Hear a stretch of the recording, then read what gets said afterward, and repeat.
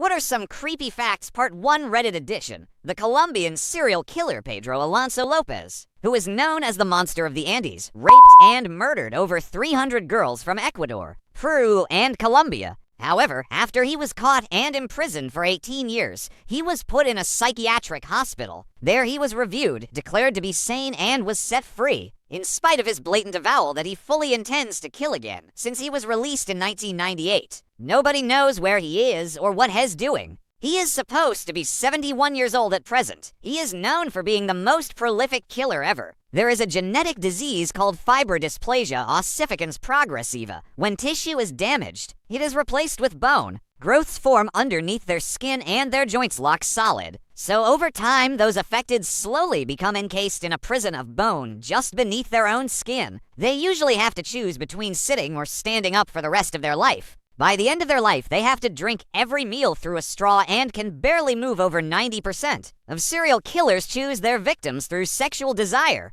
In fact, many serial killers have been caught because they return to the body of their victims too. Masturbative Changkiri tree is a tree in the Cambodian killing fields against which babies and small children were bashed after their parents had been killed. A men of the ship Essex, the true event that inspires the story Moby Dick avoided islands after being shipwrecked for fear of cannibals. The islands were settled and landing there would have brought salvation to the survivors. Ironically, because of this bypass, the men ran out of food and were forced to eat each other for survival. After raping his blindfolded victims, the Golden State Killer would be super duper quiet and pretend like he was gone, and right when the poor victims would start to move towards the phone or try to untie themselves, he would scare the fucking shit out of them.